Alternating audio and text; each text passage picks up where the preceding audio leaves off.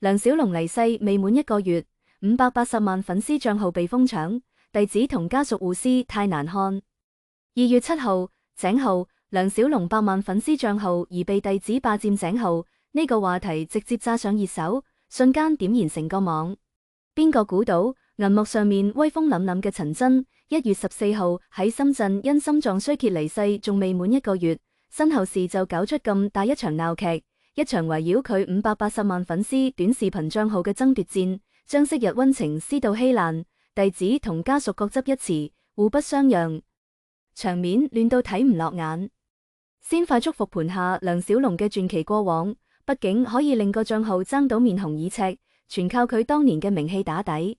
上世紀70年代，佢同李小龍、成龍、狄龍並稱港圈4小龍，憑住一身真功夫橫掃武打圈。冇特效加持，拳腳生風，乾脆利落，硬係闖下一片天。尤其係佢飾演嘅陳真，將愛國合史嘅熱血同不屈演到入骨髓，紅遍兩岸三地，成為幾代人嘅武打偶像，影響力到而家都冇減。生活入面嘅梁小龍都有唔少故事，一生2段婚姻，第一任太太生咗個女，晚年就由第2任太太宋湘陪伴喺身邊，2個人互相扶持，都算安穩。年紀大咗之後，梁小龍淡出影視圈，一邊堅持習武養生，一邊專心做公益，尤其關注失蹤兒童。而嗰個有580萬粉絲嘅短視頻賬號，就係佢做公益同粉絲互動嘅主要陣地。聽講5年前梁小龍精力唔夠，就將賬號交俾徒弟平頭打理，自己淨係負責出鏡拍內容。呢5年入面，平頭跟住師傅嘅意願，發咗8000幾條片。全部都係梁小龍嘅習武日常、生活點滴同公益發聲，冇炒作，全靠真誠圈粉。呢個賬號唔單止係粉絲緬懷佢嘅窗口，更加係梁小龍晚年嘅心血。甚至離世前，佢仲特意錄好咗公益素材，想繼續傳遞正能量。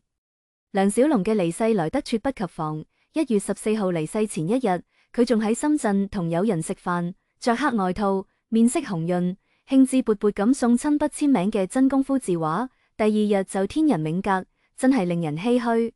更出奇嘅係，呢個噩耗直到1月18號先至被港媒曝光，中間4日靜雞雞，佢個580萬粉絲賬號都異常安靜，冇任何悼念動態，為後續嘅糾紛埋下咗隱患。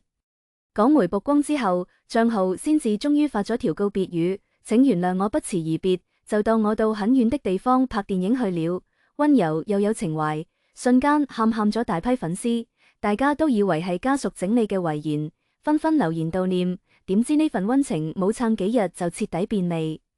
原本大家都以為梁小龍走咗之後，賬號會停更變成紀念館，估唔到1月底，賬號居然恢復更新，仲陸續發咗幾條失蹤兒童公益片。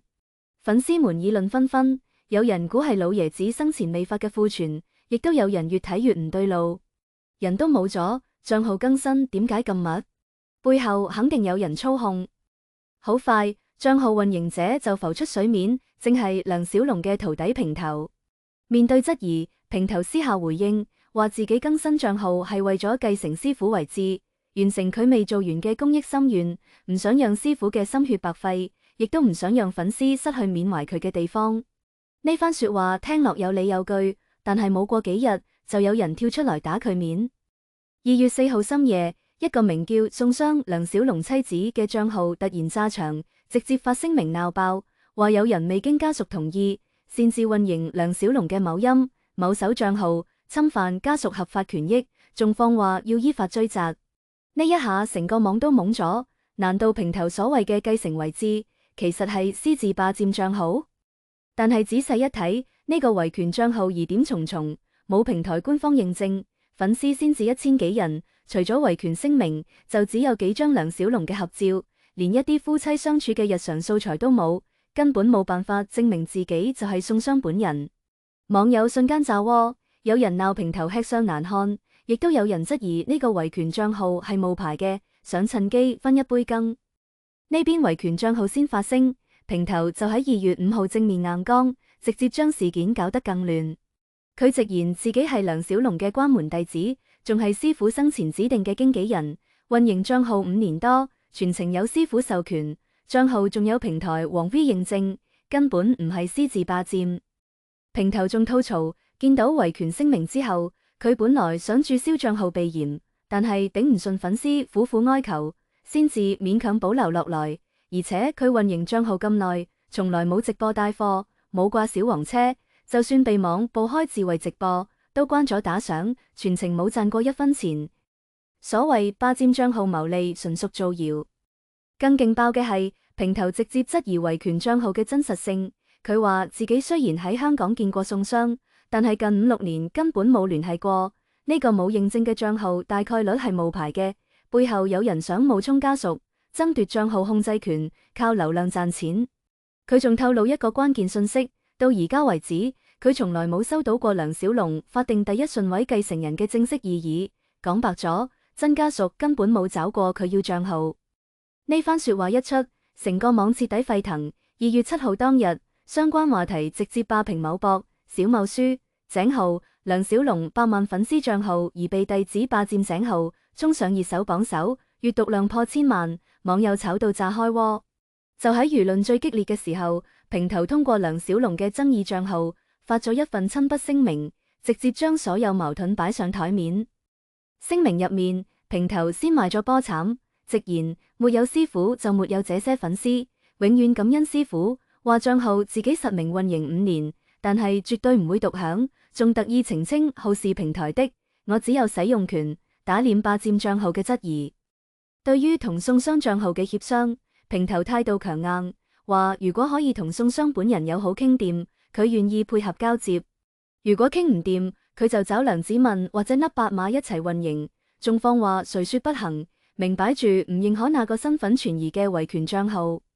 佢仲直言法律上冇規定賬號必須由宋湘繼承，吐槽網友唔識法亂跟風，而佢唔肯交賬號嘅核心原因係擔心賬號落到宋湘身後之人手裏，被用來直播帶貨賺錢，徹底違背師傅唔用賬號商業化、專注公益嘅初衷。佢要守住師傅嘅心血。平頭仲強調自己對宋湘本人冇惡意，已經約咗佢喺香港見面溝通，但係堅決拒絕被佢身後嘅人道德綁架，甚至放狠話他們在不談，明住暗示維權賬號背後有幕後推手。佢抵觸嘅從來唔係宋湘，而係那些想借家屬名義賺錢嘅人。至於賬號後續，平頭亦都俾出承諾，過渡期間關閉所有商業功能，堅持不商用、不帶貨、不直播，除咗師傅生日、祭日發悼念內容，其餘時間基本停更。賬號入面9000多個作品亦都絕對唔會刪除，留俾粉絲緬懷。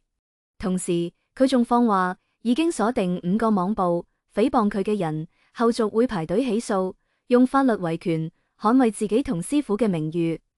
平頭呢份聲明一出，成個網輿論徹底分裂，兩邊吵到不可開交。一派力撐平頭，話佢有師傅授權，冇賺錢，仲堅守公益初心。反觀那個維權賬號疑點重重，大概率係冒牌嘅，唔應該亂鬧平頭。另一派就吐槽平頭吃相難看，不管有沒有授權，師傅走咗，賬號就應該歸家屬。佢一個弟子憑咩霸佔，仲公開放狠話，太唔體面。仲有唔少網友保持中立，話而家真相未明朗，維權賬號冇認證，平頭嘅說話亦都冇實錘，唔應該偏聽偏信。好好嘅緬懷變成互撕鬧劇，太辜負梁小龍嘅心血。講到底，呢個580萬粉絲賬號從來唔係單純嘅流量入口，係梁小龍晚年嘅精神寄託，藏住佢嘅公益初心，亦都係粉絲緬懷佢嘅唯一窗口。呢先至係兩邊唔肯放手嘅核心原因。